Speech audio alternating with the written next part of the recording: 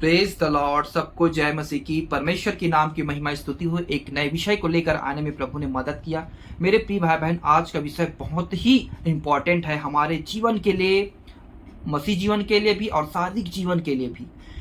तो आप ध्यान पूर्वक बैठे और प्रार्थना के साथ बैठे। आप खाली हाथ वापस नहीं जाएंगे, ये परमेश्वर का वचन है। आमीन। तो मेरे प्रियो, आज का विषय है, क्यों रात में मसीह लोगों को शैतान गिराता है। शैतान हमेशा रात को ही ज्यादा अटैक करता है। हालेलुया। जिसके कारण मसीह लोग आगे बढ़ नहीं पाते अपने लाइफ में, अपने नौकरी में, अपने परिवार में, हर एक जगहों में उन्नति नहीं हो पाता है और आत्मिक जीवन में भी वो बढ़ नहीं पाते, फल नहीं ला पाते हैं। इस सारे विषयों को हम सीखने वाले हैं। तो आइए हम वचन की ओर जाएं। आप मेरे साथ निकालिए प्रियो, पहला थिस्सलुनीको 5 अध्याय उसके 5 से 7 वचन तक हम पढ़ते हैं। यहाँ पर हम देखते हैं, क्योंकि तुम सब ज्योति की संतान और दिन की संतान हो, हम न रात के हैं न अंधकार के हैं। परमेश्वर का वचन कहता है, हम किसके संतान हैं? ज्योति की संतान। आप किसकी संतान हैं? आप जरूर बोलें। अगर आप ज्योति की संतान हैं तो आप अंधकार में नहीं रह सकते, अंधकार के साथ नहीं चल सकते, क्योंकि हम अंधकार के नहीं हैं। 6वां में, इसलिए हम दूसरों के समान सोते न रहे पर जागते और सावधान रहे। यहाँ पे लिखा है, दूसरों के समान सोते न रहे, जागते और सावधान रहे। इसका मतलब क्या है? क्या हमें सोना ही नहीं है जीवन भर? हमें जागते ही रहना है? ये किसके विषय में कहता है? आगो इसके बारे में हम आगे देखेंगे। 7वां है, क्योंकि जो सोते हैं वे रात ही को सोते हैं और जो मतवाले होते हैं वे रात ही को मतवाले होते हैं। ये वचन बहुत ही गहरा है। इसका भेद के बारे में हम सीखते हैं। मेरे प्रिय भाई बहन, आपने देखा होगा, जितना पाप, जितना अधर्म, जितना हत्याएं, जितनी चोरी, जितना गुनाह होता है, वो सब किस में होता है? अंधेरे में, रात में होता है। आपको मालूम होगा, जैसे आप सुबह उठते हैं, न्यूज देखते हैं या पेपर में आप न्यूज पढ़ते हैं, आपको पता चलता है कल रात को ये घटना हुआ। हालेलुया। मेरे प्रियो, जब चोर भी आता है वो किस समय चोरी करता है? रात को, अंधेरे में, ताकि कोई ना देखे। वैसे ही पाप का काम रात को होता है, बीच कमरे में होता है, जहां कोई ना देखे, अंधेरे में, कोई जानने ना पाए। ऐसे अंधकार की शक्ति ऐसे काम करती है। इसीलिए परमेश्वर ने हमें क्या कहा है? तुम ज्योति की संतान हो, तुम अंधकार के नहीं हो।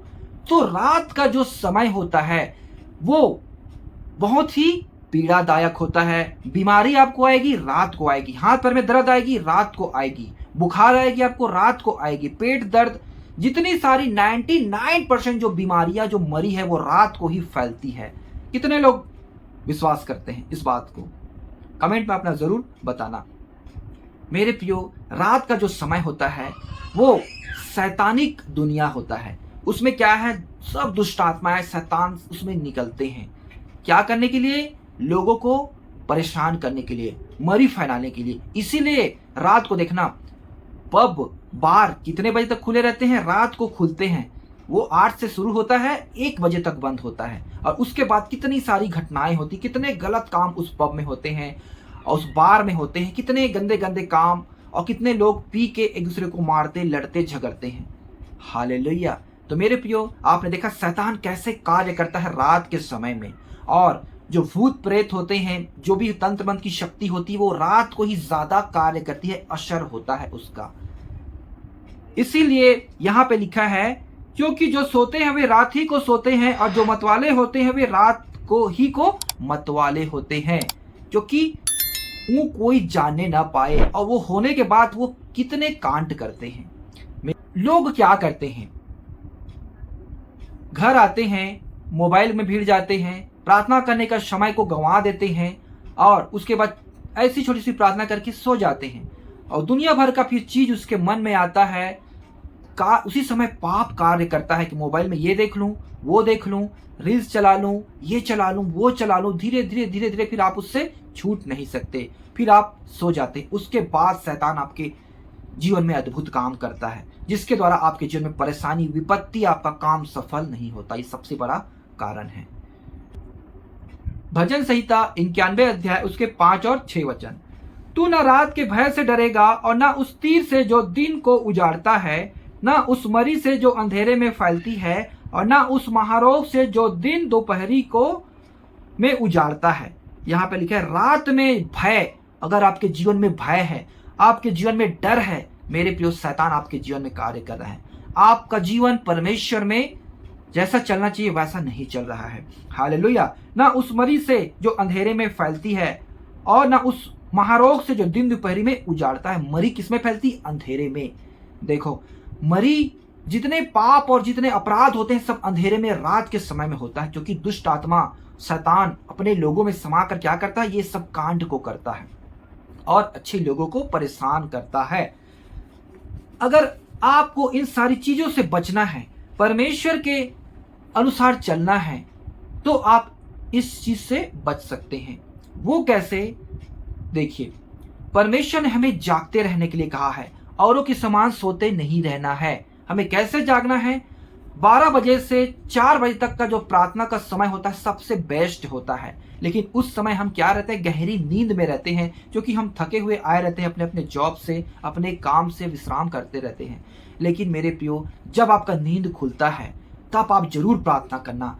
जब आपको बेचैनी लगती है तो आप प्रार्थना करना। आपने प्रार्थना करके सो गया है वो अलग बात है, लेकिन कभी भी आपका नींद खुलता है उस समय आप प्रार्थना करना, क्योंकि ये संकेत आपको मिलता है कि आपको प्रार्थना करना है। बुरे सपने आ रहे हैं, आपको संकेत है आपको प्रार्थना करना है, क्योंकि आपको जागते रहना है। मेरी मम्मी, जब मैं छोटा था तब रात को उठ के वो प्रार्थना करती, तब मेरा नींद खुल जाता था।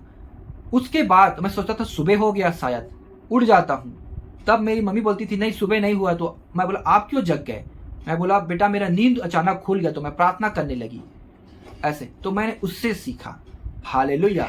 प्रभु इस समय अपने लोगों को प्रार्थना के लिए जगाता है। हालेलुया। मेरे प्रियो, हमें हमेशा जागते रहना है। मैं ऐसा क्यों कह रहा हूं? ऐसा कहने के पीछे का कारण सबसे बड़ा क्या है?